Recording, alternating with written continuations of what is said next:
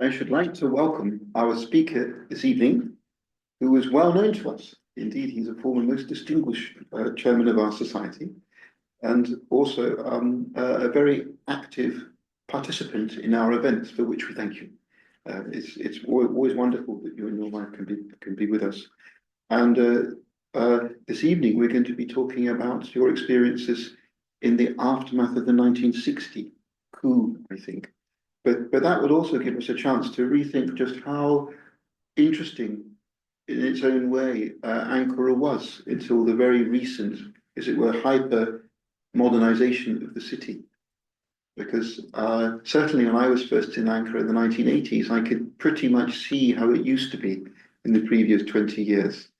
And so we're not only hearing about your reminiscences and about the coup, but in a way it's also rather nostalgic. A chance to discuss and to remember how Ankara used to be before the modern age.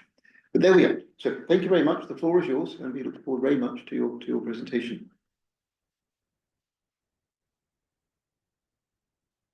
Well, thank you, Chairman. It's delightful to be here.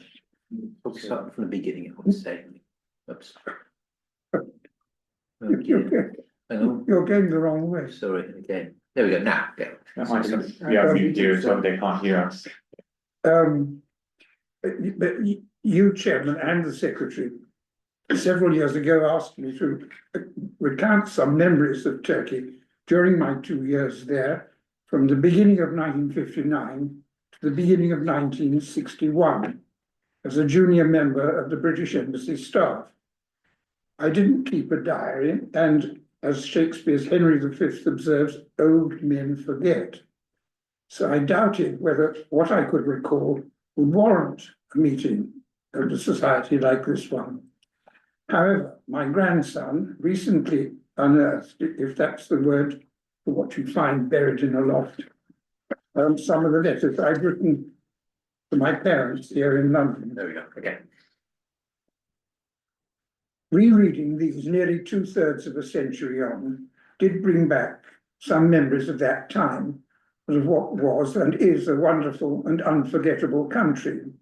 So I'll intersperse my rather haphazard episodic recollections with some extracts from the letters and ask you to accept that any inept or apparently patronizing opinions, misstatements, and forecasts in what I say are from a time when I was, in Cleopatra's words, green in judgment.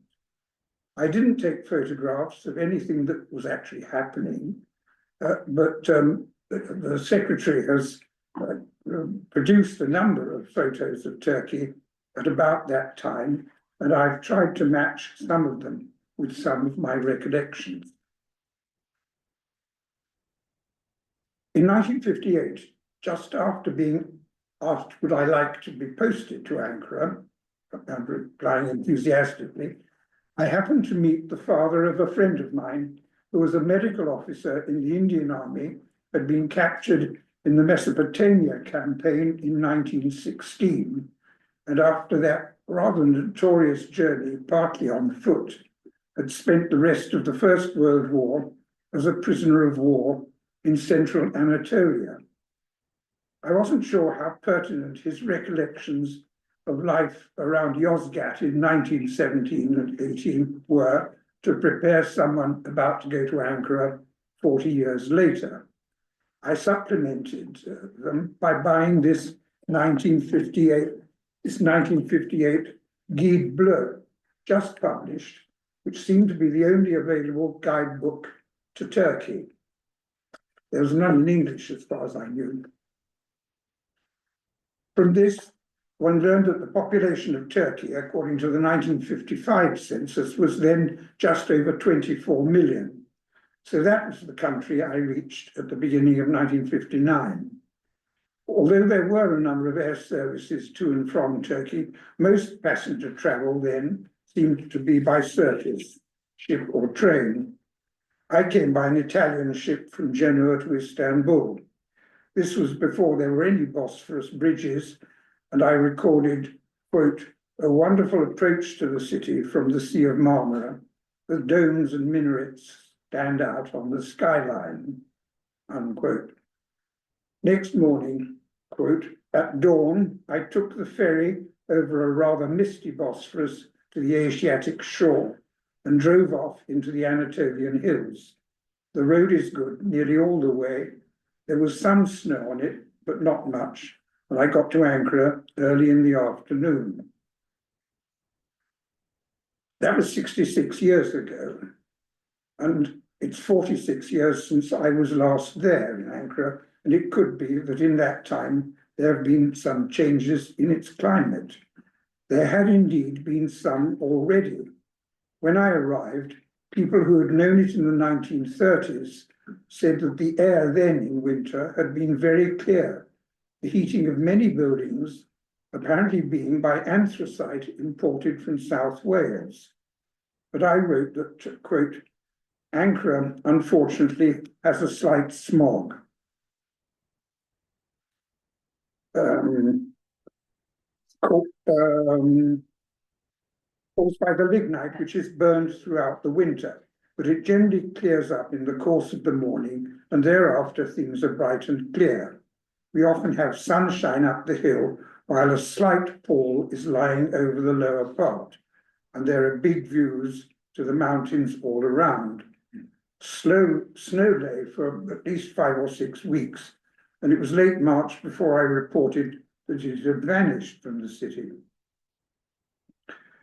Most of my description of Ankara that time ago must surely still apply, though the population in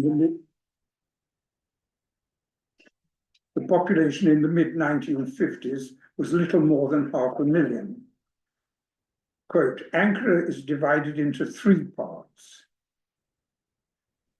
The old city pre-Ataturk, perched rather well on a hill, the middle of the new city, built mostly in the 1920s in a rather totalitarian style, and the outskirts of the new city, much higher, where the embassies, mostly with fine big views, decorate the hillside near Ataturk's presidential palace.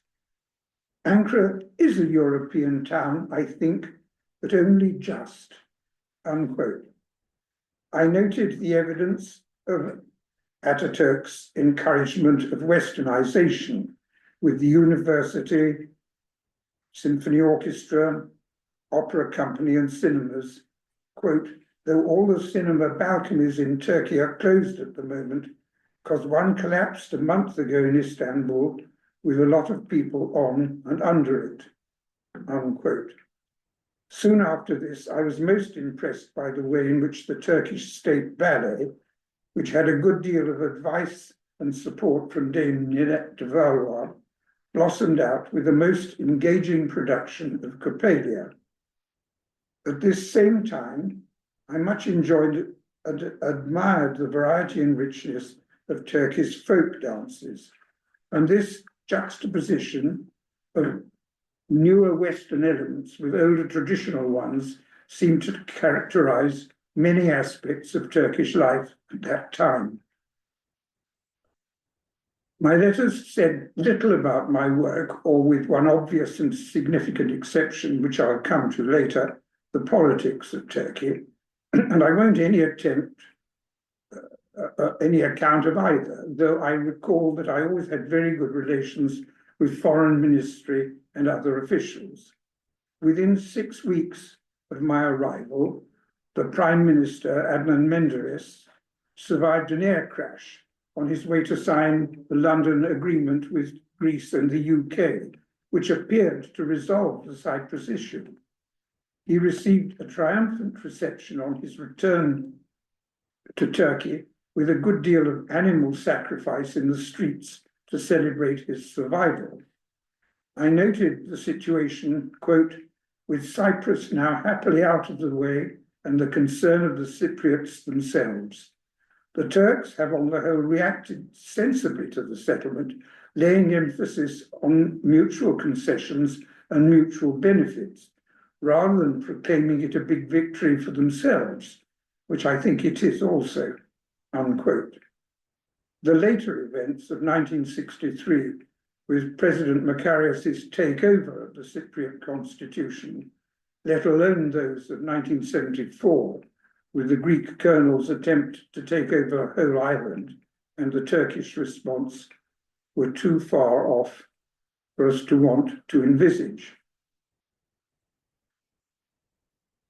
Is it possible to switch off and switch it in? Not too. Okay. Travelling in Turkey was, of course, most rewarding.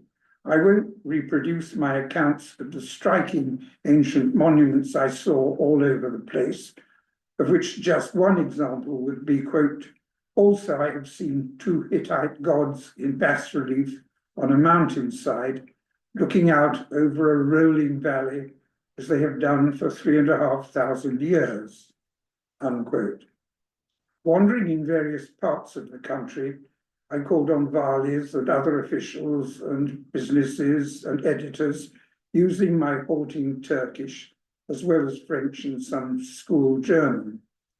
With government credit, not always rigorously controlled, there was a good deal of agricultural and economic development and road building to be seen, and significantly some mosque construction. In the less urban areas, in contrast with the more febrile atmosphere in Ankara, and in spite of some signs of an economic downturn, I got a general impression of relative satisfaction with the way the country had been going. Can we go on again now? No.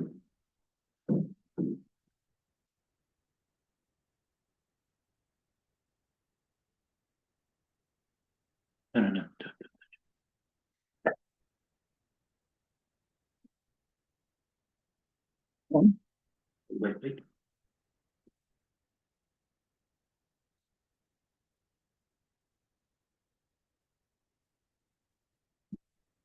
Secular Ataturkist ideology of administration seemed to coexist with a still basically Muslim peasant society. And, quote, I met with a lot of kindness and everyone gave the appearance of being pleased to see me. In Kütahya, I saw small girls of 8 or 9 painting the rather attractive traditional designs on once baked pots, which go back into the furnace and emerge with vivid colours and a high glaze. There are factory laws here, though they can't be very rigid. The children I saw making carpets and majolica are supposed to do a few hours schooling each day, and I should think that most of them do. Certainly the carpet makers in Isparta do. The very carpet making takes place in the Girls' Institute, which is something like a secondary technical school, parallel with the lycée or grammar school. The girls do some ordinary lessons, Turkish history, geography, etc., and also learn more domestic subjects, such as needlework and cookery. There are similar institutes for boys too, unquote. I was intrigued to visit an establishment in Isparta, where large amounts of rose petals were pressed to produce oil, which was exported to Grasse in the south of France for the manufacture of scent. In a sugar factory in Tokat, the director had been studying sugar technology in Dresden at the time of the air raids in February 1945, and gave me a rather deadpan account of how to deal with a firestorm. You find a big open space and lie down flat on the ground.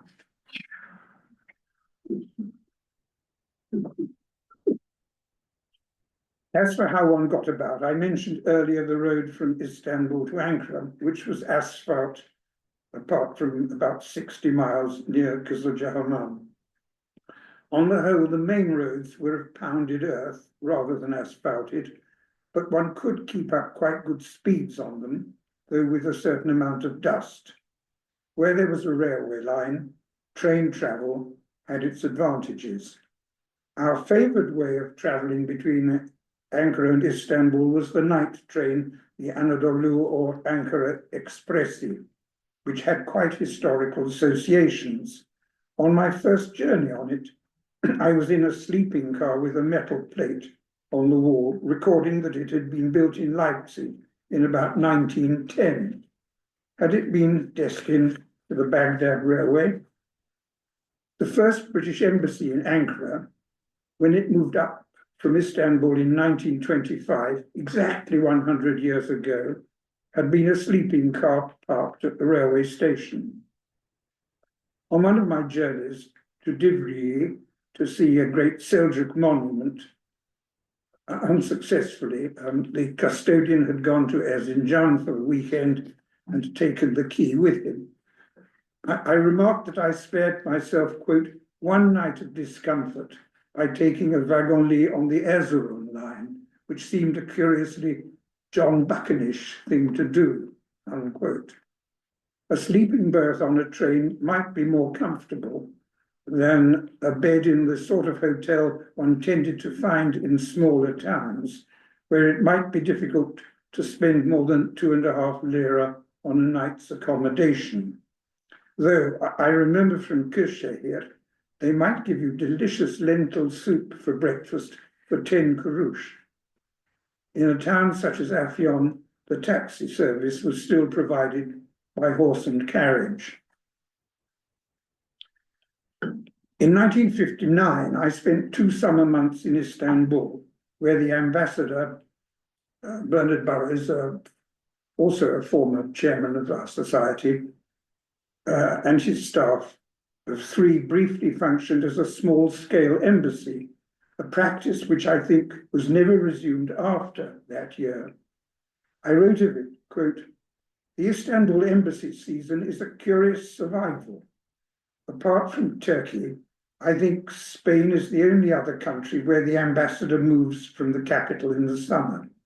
But in Turkey, many of the ministers and other important Turks move down to the sea for the height of the summer, and for a short time, it's about as easy to operate from Istanbul as from Ankara.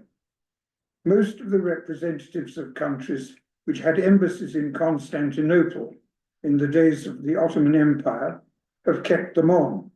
And so there's quite a galaxy of diplomats here, as well as officials and deputies and tycoons, with occasional lush parties in quite venerable surroundings.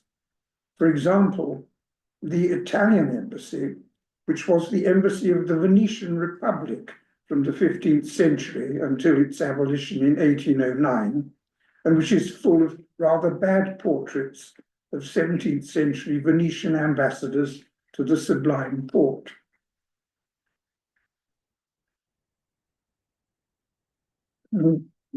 Yes, could we have it off a bit now? Unquote.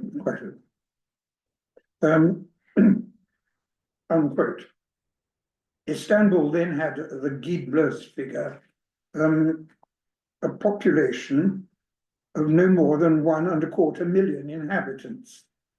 I wrote of the city's, quote, incomparable position astride 2 continents, the people much livelier than their dour cousins in Ankara, the streets much fuller, the shops better supplied, the food, the fish in particular, being delicious.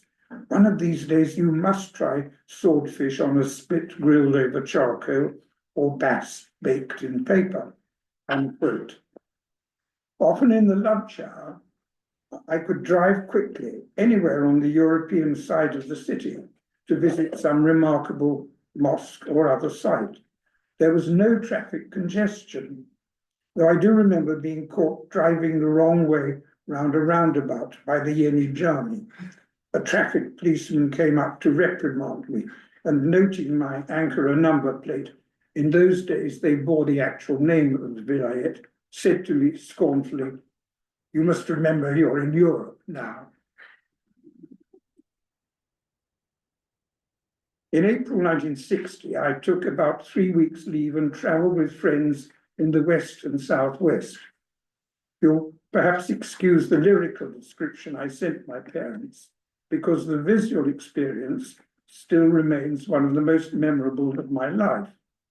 Quote, When one reads at the beginning of Freya Stark's Alexander's Path that no part of the world can be more beautiful than the western and southern coasts of Turkey, one obtains only the merest idea of what the southwest is like in spring, with snow still on the high parts of the mountains, limestone glinting in the sun, green corn and whitish olive branches waving in the wind, the Aegean or the Mediterranean white flecked, shining between the mainland and the purple islands, and mile upon mile of wild flowers, the carpet of which is at times so dense that you cannot see the grass for the gold, blue, or red waving against the distant hills or the nearer woods. On top of this, put a richer legacy of Greek and Roman cities than can be seen in, I suppose, any other area of similar size anywhere, unquote. That letter then went on to list and recount my impressions of the 16 sites I had seen on that trip, quote, and except for Ephesus, which was full of people out on their Sunday walk, we saw all these places with hardly a soul other than us, unquote.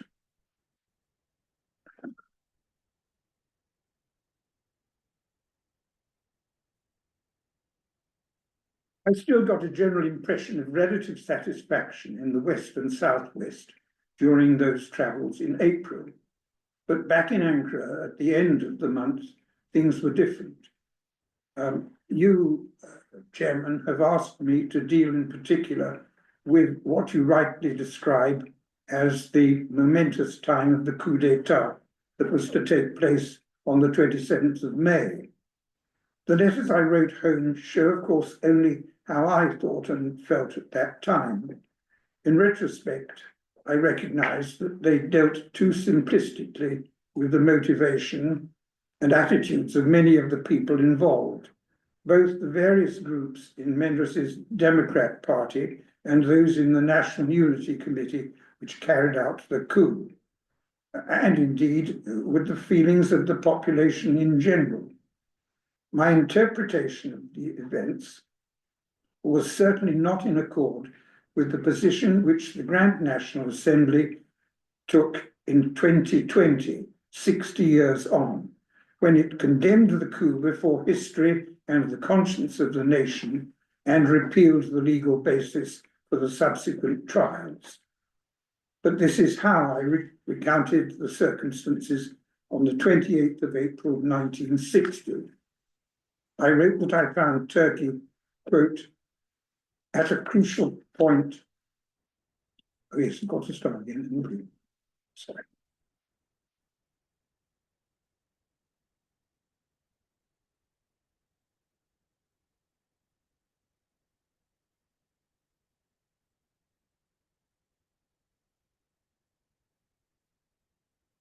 Thank you. I wrote that I found Turkey at a critical point in its internal affairs. You probably know that Ataturk regarded his dictatorship as a necessary but only transitional stage in the development of a Western-type democracy. And under his successor Inanlı, his party, the People's Republican Party, permitted the growth of a free opposition, the Democrat Party, which in 1950 won an overwhelming electoral victory, an unusual, if not unparalleled, example of a dictatorship going into voluntary liquidation. Since the establishment of the DP in 1946, the country has operated a two-party parliamentary system with what most observers would regard as considerable success. Partly this is because there are few doctrinal dividing lines between the parties, and the main difference is that one is in and the other out. In recent years, the DP, or parts of it around Menderes, the Prime Minister, seem to have been affected by their tenure of power and to be appalled at the prospect of losing it, although there would still seem to be a good chance of their being returned again in free elections when they're due next year. The DP government has been taking increasingly severe steps against its opponents, and last week, Parliament seems to have resigned most of its powers into the hands of a commission whose prime aim appears to be to suppress the People's Republican Party. Yesterday, Inanu, who still leads the PRP and still has great prestige in the country, was suspended from 12 sessions of Parliament, the first time this has happened, and a complete ban has been placed on all reports of parliamentary proceedings, as if Hansard was made illegal. And today, martial law has been declared, which gives the government the right to detain people without trial. Nobody seems to know what will happen next, but it is difficult to imagine Ataturk's party, which allowed itself to be put out of power because it believed in a democratic system, permitting itself to be suppressed. It seems quite likely, if the police do take action to arrest its members and close its offices, there will be armed resistance, and the government will then presumably have to call in the army. The army is considered, however, to be generally PRP in sympathy, and it certainly holds Inanu, who led the defeat of the Greek invasion in 1923, in reverence. If, therefore, the DP try to use the army in what the latter regard as an unconstitutional way against the PRP, it seems not unlikely that the army will refuse to act. And then, where is the government? It will appear to the electorate as having attempted to carry out a coup d'etat without possessing the power to do so. The first will seem bad enough. The second, to the power-conscious Turks, will seem even worse. In these circumstances, the DP will be dished badly. Of course, things may not reach such a state. Can we go off again? I think so. Okay.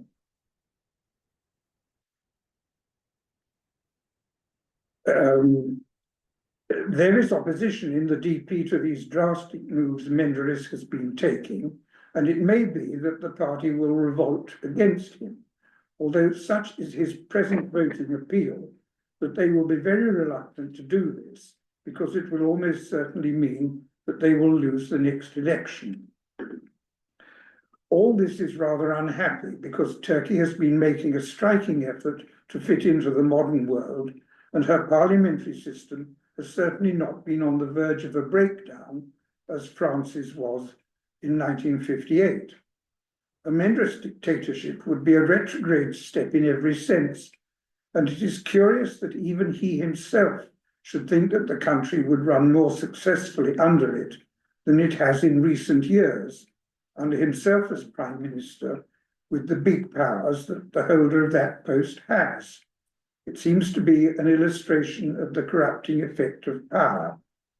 Anyhow, I have a lot of respect for the Turks, not only as tough and determined people when they're in difficulties, but also an Ataturk period development as possessing a sense of personal responsibility for what happens to their country. And I think the odds are against the success of any attempt to overthrow the system and restore a single-party state. I hope I am right. They have been messed about for centuries and they deserve to be free people. Unquote. Unfortunately, I have no letters after that for the 4 weeks up to the 27th of May, but I do recall the tension which was on the rise during those weeks, leading to our awareness of the possibility, even the likelihood, of a military intervention. The day after it happened, I wrote, quote, "Everything's calm here. Yesterday was rather eerie to begin with. The coup d'etat was over very quickly, and by 6 a.m., when I was awakened," and yes, can we get back in now? Presumably, Sure. I think this is the last interruption.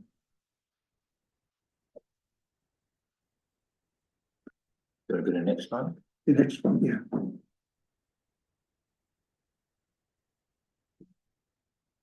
And by 6 a.m. when I was awakened, I suspect that most of the country had been taken over by the army. They have released all the imprisoned journalists, students and officers, allowed all the banned newspapers to reappear, flown a group of highly reputable constitutional law professors to Ankara to draft a new constitution, and promised free new elections as soon as possible.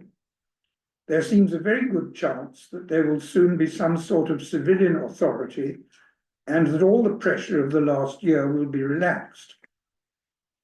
I have no sympathy with Menderes or the leading members of his party. They ran the country quite effectively until 6 months or so ago, and they stood a reasonable chance of winning the next elections. But they were not prepared to put things to the test. They feared they might lose, so they imposed restrictions on the opposition, clamped down on free opinion, and brought the country to the verge of civil war. And in this power madness, they lost their judgment, so that although we in the embassy had foreseen and forewarned the Foreign Office that they might well topple, they themselves, dupes of their own propaganda, were nearly all arrested in their beds with little or no resistance, and their pathetic dictatorial structure crumbled like a pack of cards. The Turks have done very well, an absolute minimum of bloodshed and no excesses as far as we know. It is impressive to see how stage by stage they built up their resistance, the journalists, the students, the intelligentsia, the army cadets last Saturday, with a few officers added. At each stage, Menderes paid little or no attention to what was obviously a national, not a partisan reaction to his dictatorial efforts. He evidently rejected some warnings from the army itself that it was deplorable for him to use it against the people. So they brought him down. Ankara last night was full of people in their summer clothes, relaxed, gay, and enthusiastically cheering the army who went by in trucks. All the tension has gone, and I have never seen in this country such a cheerful and unstrained crowd. Some of it, I suppose, was Oriental type, cheer the people at the top. But curiously enough, the crowd looked more European yesterday, almost as if defending a European parliamentary system had made them lose some of their existing traits. I think that the lesson of what happens to people who try to destroy democracy in this Turkey will not be lost on any subsequent government or on those members of the army, of whom there are no doubt some, who might feel inclined to run the country as they want. Ataturk's name has, of course, been constantly mentioned, and the association of army cadets, students, and professors with this resistance has been an interesting display of his tradition, because he used to emphasize strongly the responsibility of the young in maintaining his ideals and of the teachers in bringing Turkey to the standards of a civilized country, unquote.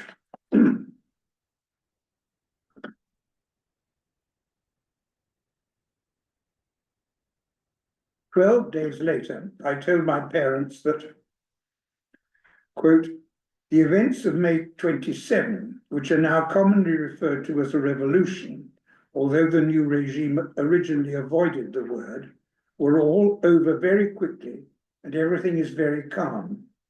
In general, partly by stimulated propaganda, the people seem to have completely turned against Menderes. We didn't even know what his party were doing, is a favorite phrase. But even if his party were given an equal chance at the forthcoming general elections, they would no doubt be torn to shreds at the polls. However, it looks at present as if they will face severe impediments if they indeed remain in existence. Having brought the country to the edge of civil war, the members would probably do better to wind the party up and start afresh on a more sensible tack. There seems to be a fairly determined effort on the part of the new regime to investigate and try the ancient regime for its unconstitutional acts under the laws and constitution in force at the time. I don't think the Turks are cold-blooded, and I would be surprised if there were any bloodletting except of some of the worst police thugs on murder charges. The new regime rather unwisely produced some atrocity stories recently, which turned out to be unauthenticated. They are being more careful now. In Ankara, the new rulers are certainly very popular. What they will be like if they put into effect the program of economic austerity, which seems to be indicated after the previous government's improvidence, is another matter, unquote.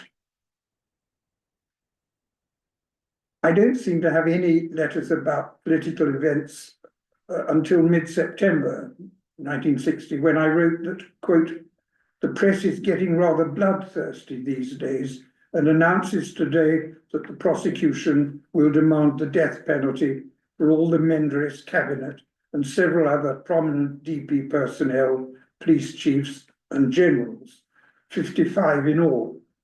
I doubt whether they will all be put to death, but it now looks as if the demand for blood by vocal elements will be fairly pressing. The revolution was unexpectedly bloodless at first, and a solid bout of hangings would be more characteristic of this country's traditions than a continuation of the gentlemanliness which the Daily Express noted among the features of the coup d'etat. It is interesting to see that the Turks are so self-contained that expressions of foreign opinion and analogies with other European political executions seem irrelevant to them, unquote. For the remainder of my posting, only 2 letters have survived, neither of which dealt with the goings-on in Turkey. One recounted, quote, an Embassy St Andrew's night dance in the Boulevard Palace Hotel, supposedly to cater for our numerous Scots. In fact, the management provided one of the belly dancers, which this part of the world features, and she performed her gyrations on the tables among the plates and glasses, while the embassy chaplain, on one of his visits from Istanbul, scowled in the background.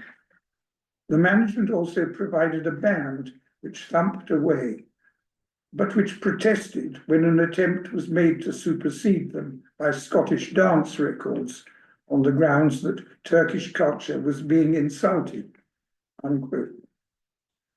The main events of which I do have a recollection were the Yasser trials of the deposed regime.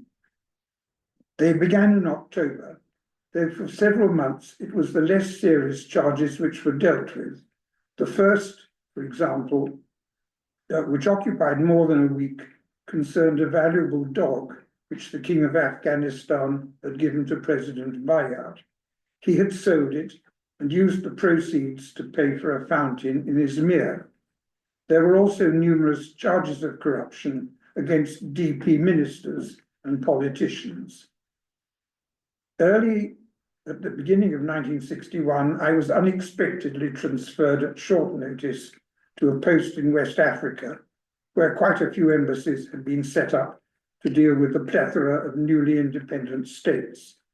So when I left Turkey, the court was still some months away from addressing the most serious charges of violation of the constitution and treason, which led to the death sentences on Menderes, the foreign and finance ministers Zorlu and Polatkan, and President Bayar, the last of which was commuted. I suspect I was relieved at not having to experience those 1961 events. But how could one forget the permanent fascination of Turkey? And 14 years later, I was so pleased to be posted back to Ankara, exactly 50 years ago this month, and by now with a family who could share in that fascination.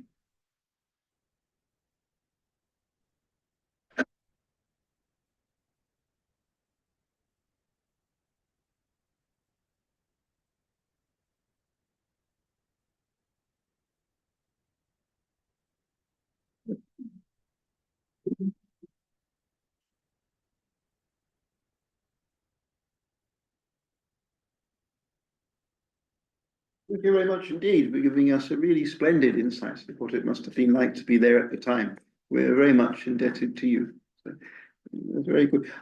I'm sure we've all got lots of questions, but one tiny thing.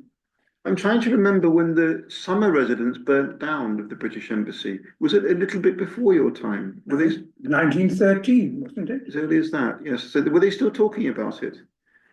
Yes, the property remained the government, the British government's property, and occasionally it was used for people went up there and camped and overlooking the Bosphorus, and I think after my time, I think it may have been developed a bit more, and people may have had organised open air receptions and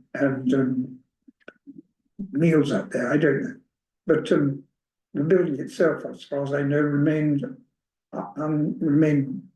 undeveloped. People just used it for camping and things when we were there in the 70s as well. Right. No, it was wooden structures, the whole thing. It's up at Tarabia, isn't it? That's destroyed, Right, yeah. that's what I remember. Quite a long way up the Bosphorus. Yes, yes, yes, indeed, indeed. So how many people were there at the embassy whilst you were there? Roughly, just a handful or quite a No, lot? it was, no, in Ankara, it was quite sizable because there were, besides the representation with Turkey, there was also for dealing with Cento, because the Baghdad Pact had to move from Baghdad after the Iraq Revolution of, was it 1957, was it? And then they'd moved to Ankara and changed its name to the Central Treaty Organization, CENTO. So, and there were also quite a lot of ancillary people with responsibilities for rather wider area than Turkey. So it was quite sizable, several dozen actually. Right, right. You wrote back in your letters very freely. You weren't worried about censorship or anything like that. Well, they went back through the bag, but Yes. but there's nothing particular. I expected, but journalists were writing all that sort of stuff too. I mean, I think Yes, I'm sure they were. I should think the journalists' accounts of the events were rather similar, including their opinions. Oh, yes, I mean, I think your opinions were spot on. I mean, I think that Yes. I mean, it was Yes. nice to be able to send it through the bag, but I think I could have, if there hadn't been a bag, I think I could have posted those sort of views. Although perhaps it wouldn't have been. Anyhow.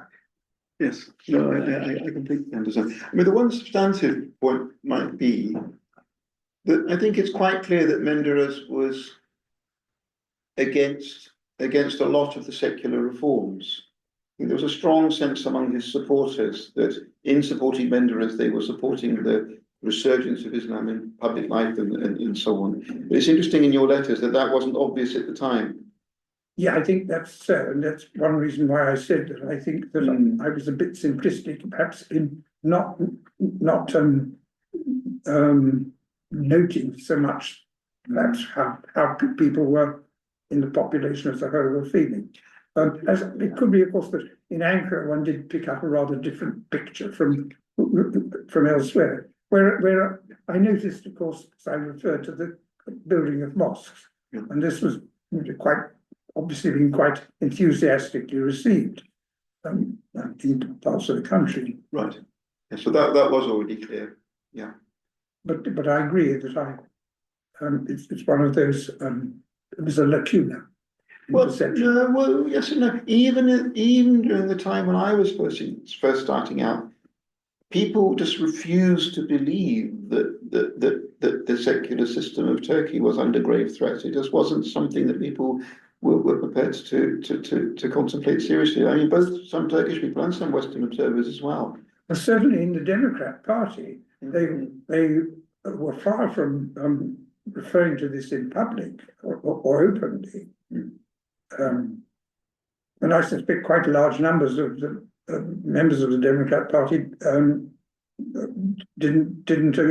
weren't in line with it. Yes, yes, I'm sure. I'm absolutely sure of that. And Mendes was really rather careful in avoiding, I think, indicating it too openly. Well, people say different things in Ankara, as you say, than they do on the trail around the villages. So Sterling writes in his memoirs. So when was he doing his research? He was doing his research in the late 40s when these things were actually being discussed, when Menderes was about to come into power. He was saying that Menderes supporters were, when they came to the village soliciting votes, were absolutely explicit about the fact that if they came into power, there would be all sorts of anti-secular reforms along the Islamic road. They were absolutely clear about it. But I imagine that they wouldn't, as you say, they wouldn't be saying that in Ulus. I'm sure they weren't, in fact. And there weren't anti-Islamic, there weren't pro-Islamic measures very evidently. No, I'm sure not. Happening even 10 years later. No, indeed not. No, they were regarded as sort of minor changes or minor adjustments. Yes, indeed. But let me not dominate the discussion. Who would like to ask a question to our speaker? Did you manage to travel in the east, Erzurum and beyond? Were there still restrictions? There were still restrictions for travel in the east. I never got further east than Divri on the Erzurum line. Some people did get, I think, down in the southeast, Bush and such like places, where I think Tony Parsons, who later became ambassador in Tehran and permanent representative in New York, he in a hotel in some small town, he wanted a room to himself.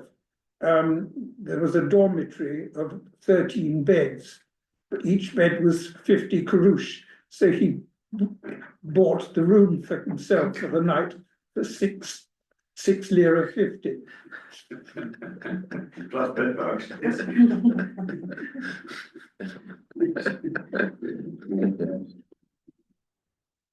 One question. Oh, these were letters that you wrote. What about the letters that your parents wrote to you? Were there any significant worries? I mean, I'm thinking about my mom. She would go crazy, like, oh, there's a coup there, get out of there. You know, was there any urgency? Of course, you're in the embassy. Yes, you're protected in a sense. But were your parents, were they kind of concerned?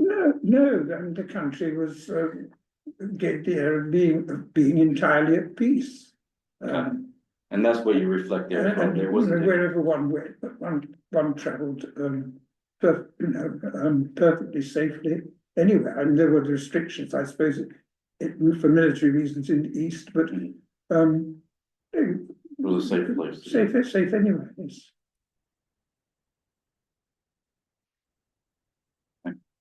During the coup itself, it was all very calm, wasn't it?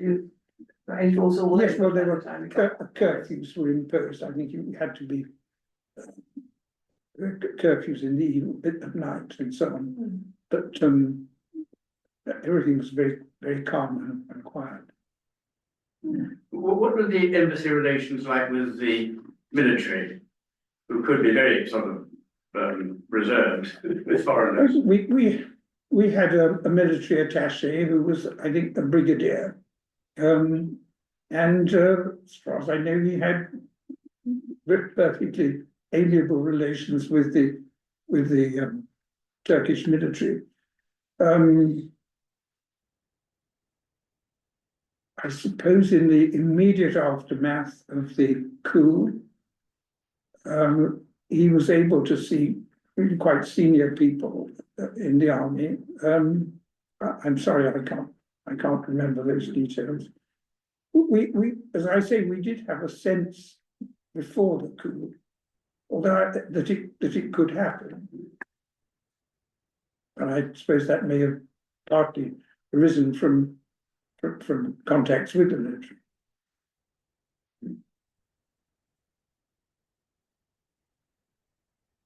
Yes, but they certainly weren't in listening mode. I think that you were absolutely right in that perception. I mean, after the plane crash, of course, some people were saying that he was favoured by God himself. You know, to Yeah. carry on the good work Sounds like someone Yeah. that's. Yesterday he was talking about. Yes, well, there was a quite wide perception, I suppose, of that. Yes. But how close to run a thing was it for Jalal Bayar?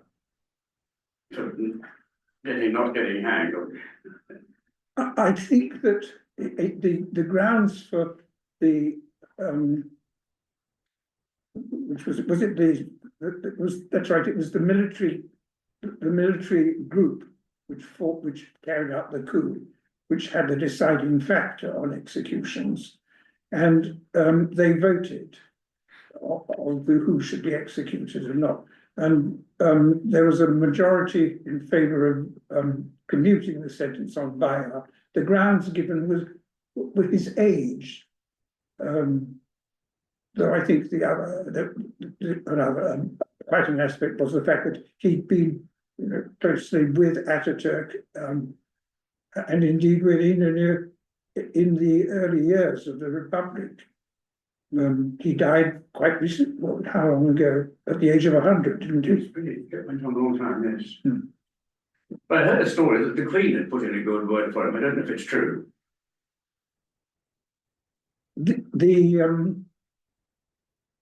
I think there was certain consciousness that the Turkish authorities would not take kindly to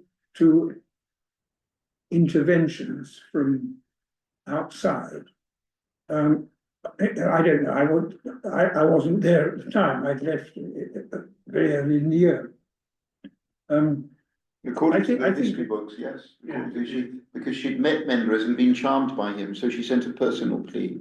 But that might be because the government didn't want to make an official representation, so they asked the Queen to instead. It sounds logical, doesn't it? Yeah, yeah. I think that the view was made known to the Turkish authorities by virtually all NATO countries and quite a few others, that executions would not be well viewed outside. But I think it had to be put in a very delicate sort of way. And of course, the executions did take place within 48 hours of the sentences. Well, that is a tradition. But that was after my, as I said, that was after my time, so I've got no knowledge of it. Any of our friends on screen like to ask something now? Please, Andy, go ahead. Can you unmute yourself, Andrew?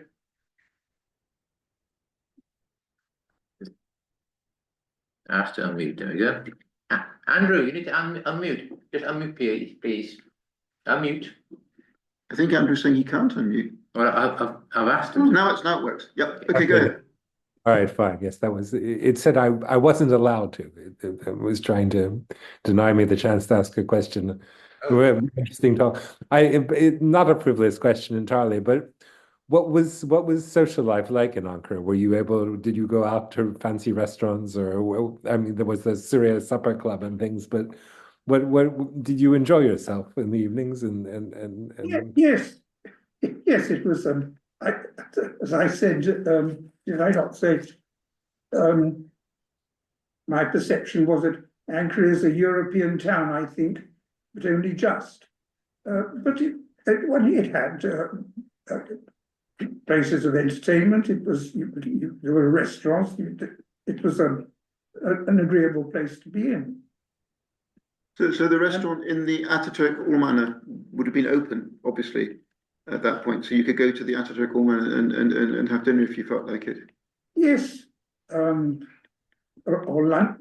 Whatever, yes, yes. there was Yes, and in the middle of the town too, as well. There's somewhere you all loved. What was it? It's about There's 4 miles out, isn't it? Yes, but there was somewhere in town which you used to talk about with other people who've been there with you. Right in town, isn't there?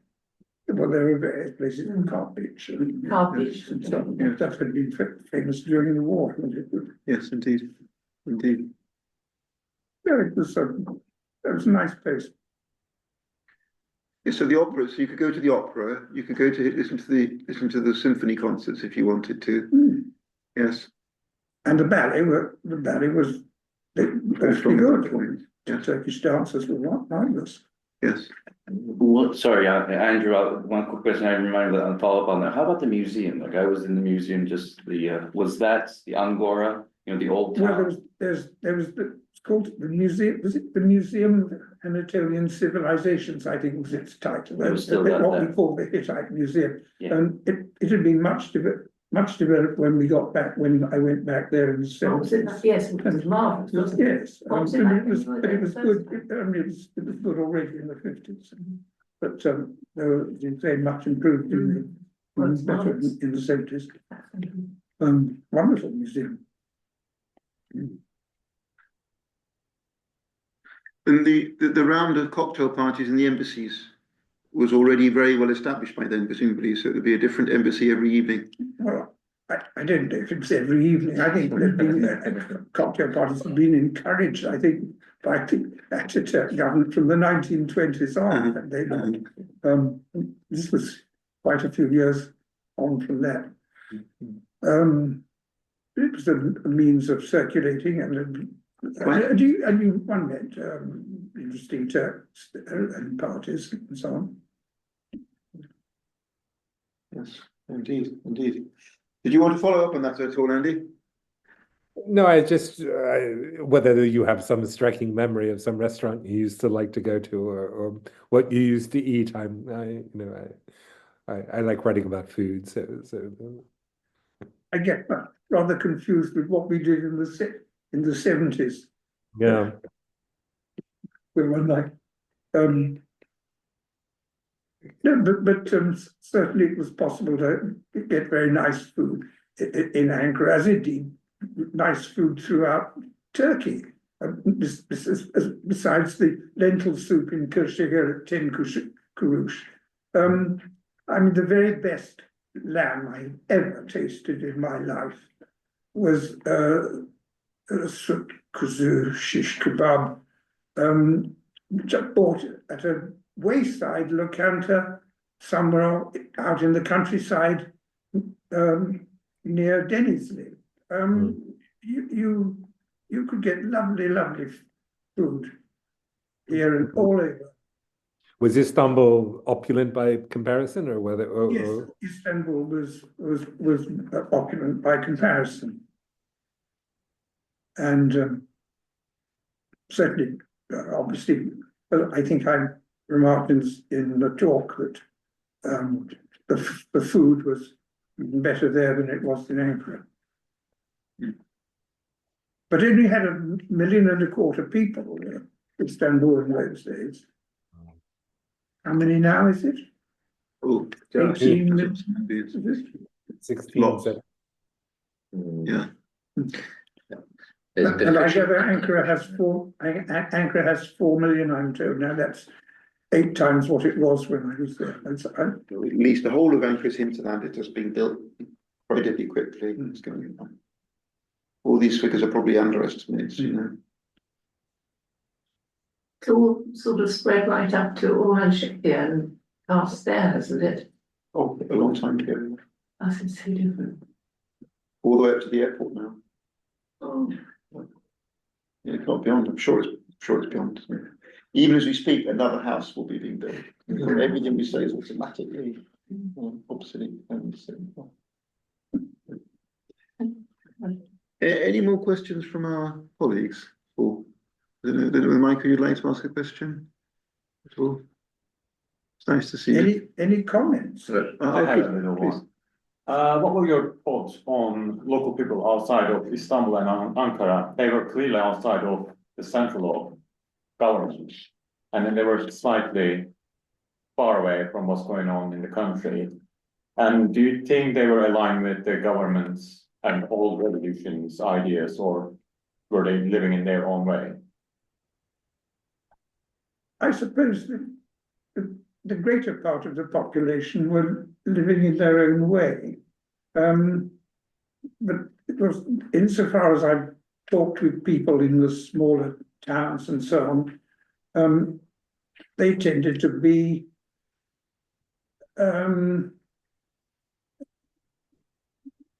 officials or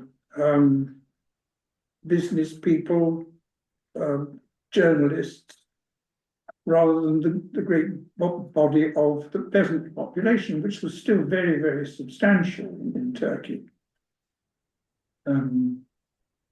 So I'm not sure I can answer. But your point about the roads is very well made. I remember going along those untarmacked main roads, and the dust is quite incredible if you've got whole streams of traffic going on them. It really is. Yes, on the other hand, if you didn't have a great stream of traffic, you could get quite decent speeds up. Yes, yes, I'm sure. I was wowed by your remark about the carriage, where you notice it's a German-made train, maybe from the, state from the Baghdad period, which I think that's fascinating that, to witness that. Right now, that's the reason why that line was built. And to be, seeing that was, I think, that's my feedback. That was awesome. I think I was like, wow, shocked and really happy to hear such a resemblance at that time. I've got a bit of a question. Obviously, a lot of the old town in Ankara burnt down in the Great Fire in 1916, 1917, and a lot of the parts that were burnt down around the castle, around the citadel, were the Armenian Catholic and the Greek Orthodox neighborhoods.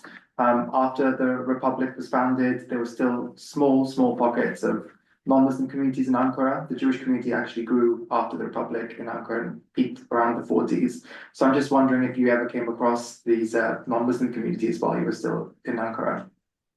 No, I don't think I did. I think that the minority communities were, they'd never established themselves in Ankara in the sort of way in which they had, say, in Istanbul and Izmir, had they? And there was, as far as I recall, very little sign of them, but it was a long time ago. Well, Elena was all alone then, was she? Or No, I think, there must have well, been. there must, yes, obviously some, yes. Yes, I had a very good housekeeper who was of Greek, come Italian origin. She had relations in other parts of Turkey, didn't Yes. she?